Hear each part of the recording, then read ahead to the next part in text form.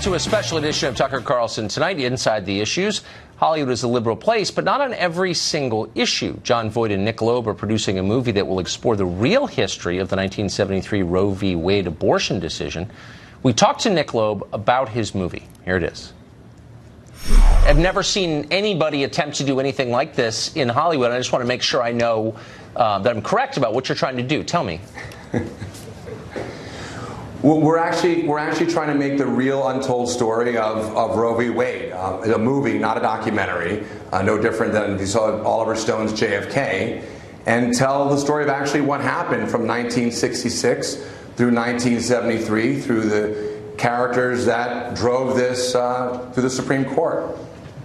So if you try to make a film that doesn't celebrate that Supreme Court decision as a watermark in the advancement of the human race, I think you're going to run into some trouble, don't you think? Well, Tucker, I've already run into some problems. So, we had a lot of difficulty raising the money in Hollywood, so we decided to do a crowdfunder. We created a crowdfund site called RoeVWadeMovie.com, and we launched on Facebook to try to raise money, and even Facebook tried to shut us down. And, we talk about essentially the story of the film, of what happens and how the media was manipulated by some of the characters like Dr. Bernard Nathanson and Larry Lader and Betty Friedan, and how they were lied to about back alley abortions and about how many women were dying, and they made up fake numbers for the media to have fake news back then to push their agenda. And a lot of the truth that we talk about in the film, a lot of people don't want that truth to come out. Tell us what Facebook did. On what grounds would they try and shut that down? What was their excuse? Their excuse is they said we were spamming. So, we had to set up a separate crowdfunding site, RoeVWadeMovie.com, but then utilize Facebook to promote it. And Facebook is one of the only platforms out there to be able to promote a crowdfunding site. And they stopped us from sharing. I couldn't send out our crowdfunding site to my friends or family. People who liked the site couldn't share it. Dr. Alveda King, who came on as executive producer, was also blocked from sharing it. And so these are the struggles we've had. They've now lifted that block, but now they've created what we call a shadow ban, which I'm learning new terms here, where when we post what we want to promote, it doesn't even show up in the feeds of the people that follow us or our friends, the people we like. We even bought and paid for advertising, and they blocked us from sharing paid advertising. So it's been a struggle to get people to go to RoeVWadeMovie.com to support the film. Yeah, you picked the one subject on which no debate is allowed. Really quickly, why did you want to make a movie like this? Well, interestingly enough, Tucker, I was working on a movie about a year and a half ago, and I have my own pro-life fight going on for life.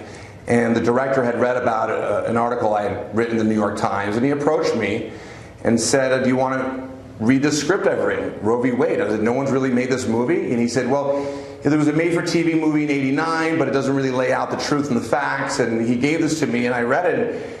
And I was really shocked. Everyone in America has heard of Roe v. Wade, but no one really knows the true story of what led up to that. And I then went on to read about 40 different books and the bios of everyone from Norma McCorvey, who's Jane Roe, who converted to become pro-life, Sarah Weddington, the lawyer, Margaret Sanger, and found a fascinating conspiracy story.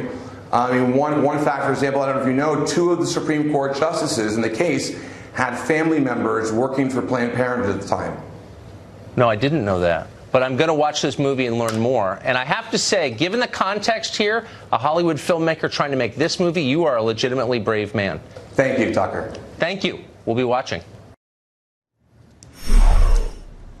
Christianity is nearly extinct in the Middle East, where, of course, it was born, but a few million believers still struggle to preserve their way of life. One of the largest surviving communities of Christians is in Syria, but they could find themselves targeted even more than they already are by Islamists if President Bashar al-Assad falls from power, as many in Washington are hoping he does. We spoke about this with Nina Shea of the Center for Religious Freedom at the Hudson Institute. Here's our conversation.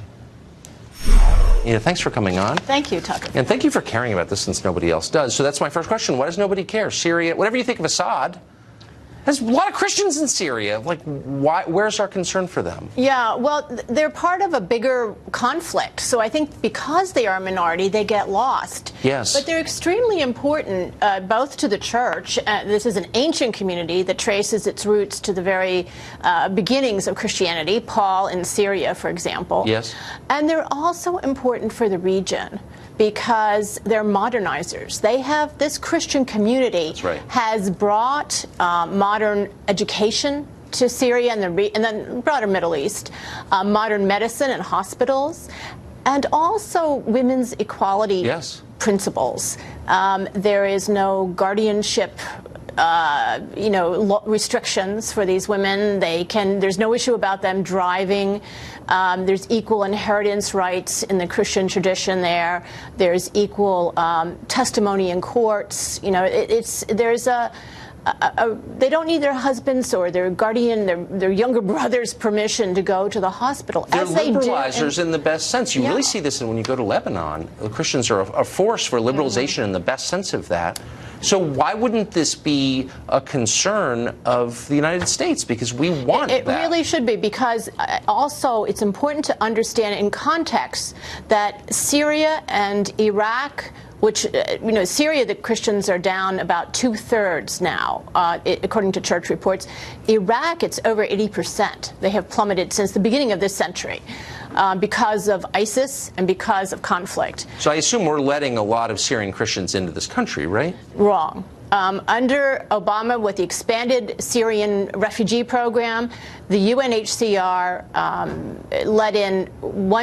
referred to us 1% of the refugees were Christian. They formed 10% of the population of Syria.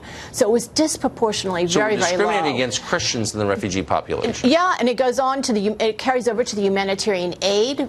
We gave $2 billion, Tucker, in aid to Iraq since ISIS.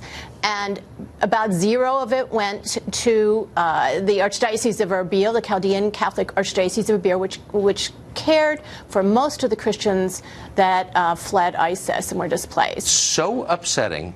In our final seconds, can you, if our viewers want to help in some way, is there a responsible way to do that you're aware of? Well, there are groups like the Knights of Columbus or Samaritan's Purse, or Aid to the Church in Need, that are giving direct aid.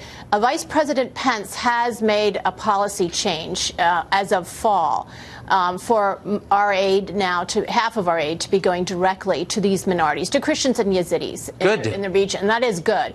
The funds are slow in moving, but the policy has begun to change. Well, good for Pence, and good for you for following this and bringing us that. Nina Shea, thank you from Hudson.